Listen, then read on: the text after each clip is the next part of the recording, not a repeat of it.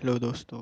आज मैं तुम्बाड़ मूवी को एक्सप्लेन करने जा रहा हूँ, जो एक माइंड ब्लोइंग मूवी है जिसे 3 चैप्टर में डिवाइड किया गया है। मूवी में देवी के पहले संतान हसरत के बारे में बताया गया है, जो कि एक लालची देवता था जिसने देवी का सारा सोना हथिया लिया था। चैप्टर 1 की शुरुआत होती है जिसमें एक औरत को किले के अंदर जाते हुए दिखाया जाता है। उस किले के अंदर एक बुढ़ा आदमी होता है जो उस औरत का पति होता है। उस औरत और उस बुड्ढे के बीच में एक बुढ़िया के बारे में बात होती है।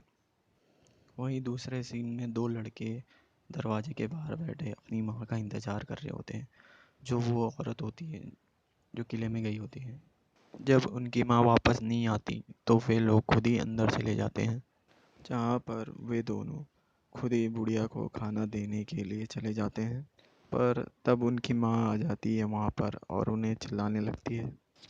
फिर अचानक से उस बुड्ढे की मौत हो जाती है और वे लोग डिसाइड करते हैं कि हम तुम्बाड़ छोड़कर पुणे चले जाएंगे। सदाशिव विनायक का छोटा भाई है जो एक दिन पेड़ पर बैठा होता है। अचानक से पेड़ से गिरने से उसके सर पर ज़्यादा चोट आ जाती है। उनकी माँ सदाशिव को लेकर हॉस्पिटल चली जाती है और विनायक को कहती है कि आज उसे बुढ़िया को खाना खिलाना होगा। विनायक की माँ उसे बोलती है, अगर बुढ़िया जाग गई तो कहना सो जा वरना हसरत आ जाएगा। पर विनायक भूल जाता है उसे क्या बोलना है, जिससे वो बुढ़िया उसे घसीटते हुए अपने साथ लेके जाती है।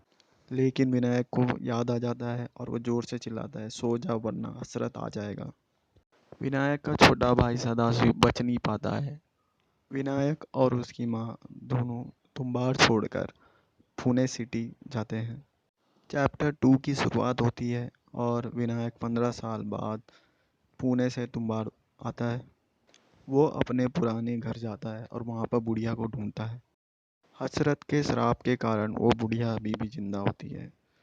विनायक उससे खजाने के बारे में पूछता है और उसे पता चलता है कि खजाना किले के कुएं के अंदर है। विनायक किले के अंदर जाता है और कई महीनों तक खजाने की खोज करता है, जिसके कारण आखिरकार उसे वो खजाना मिल जाता है। खजाना मिलते ही वो बुढ़िया को जला देता है और वापस पुणे सिटी आ जाता है। पुणे आकर वो अपनी बीवी को सारी बातें बताता है। पुणे में वो साहूकार को मुद्रा देकर अपनी सारे कर्जे माफ़ कर देता है और इसी तरह विनायक तुम्बाड़ जाता है और वहाँ से मुद्राएं लेके आता है, जिससे वह कम समय में अमीर बन जाता है। विनायक अपने लिए कई तरह के इंस्ट्रूमेंट भी मंगाता है और उसे बुरी आदतों की भी लत लग जाती है।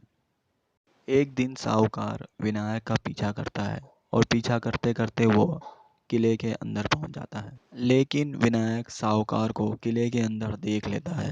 विनायक जानबूझकर कुएं के अंदर जाता है और वहां से मुद्राएं लेकर वापस आता है। फिर साहूकार भी कुएं के अंदर जाता है और उसे खजाने का दरवाज़ा मिल जाता है। विनायक कुएं के बाहर ही खड़ा रहता है। साहूकार देवी माँ के कोख के अंदर जाता है और वहाँ पर उसे एक डब्बा दिखता है जिसके अंदर आटे की गुड़िया होती है, और वो जैसे ही उस गुड़िया को अपने हाथ में उठाता है वहाँ पर हसरत आ जाता है और उसे मार देता है। इसी के कुछ समय बाद विनायक अंदर आता है और अपने साथ आटे की गुड़िया लेकर आता है और उस आटे की गुड़िया को वो हसरत को खाने के लिए देता है। विनायक उस गुड़िया को हसरत को खाने के लिए देता है। जब हसरत वो गुड़िया खा रहा होता है तब विनायक उसके पंजे को खोल देता है और सारी मुद्राएं उठाता है। वहाँ से बाहर जाते वक्त वह साहूकार को जला देता है और वहाँ से निकल जाता है। 14 साल बाद चैप्टर 3 की शुरुआत होती है।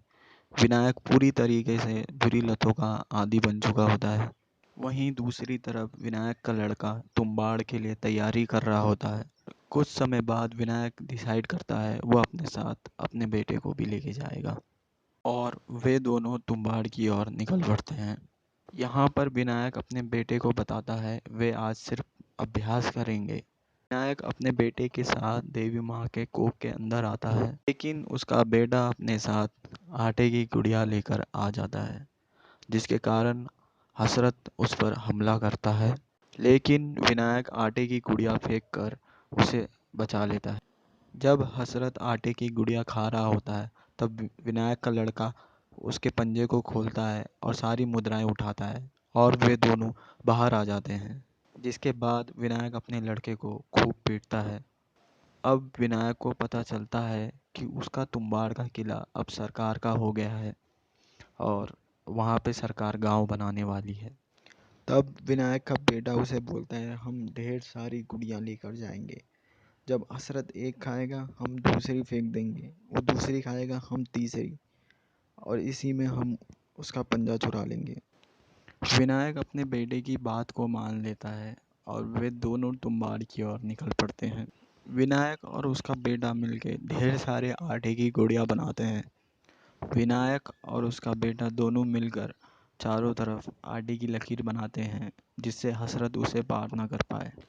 पर होता कुछ यूं है, जैसे ही विनायक दो गुड़िया निकालता है, वहाँ पर दो हसरत आ जाते हैं और देखते ही देखते वहाँ पे ढेर सारे हसरत आ जाते हैं और वो हसरत आपस में ही झगड़ने लग जाते हैं। विनायक अपने शरीर में आटे की गुड़िया बांधकर ऊपर चढ़ने लग जाता है, जिससे सारे हसरत उसके पीछे पड़ जाते हैं। और जब विनायक का बेटा कुएं से बाहर आता है, तब वो विनायक को श्रापित पाता है। विनायक अपने बेटे को मुद्रा देता है, लेकिन उसका बेटा मुद्रा लेने से इनकार कर देता है और रोने लग जाता है और उसका बेटा विनायक को आग लगा देता है और वहाँ से चला जाता है। दोस्तों, ये मूवी आपको कैसी लगी कमेंट करके ज़रूर बताइएगा। Thanks for listening.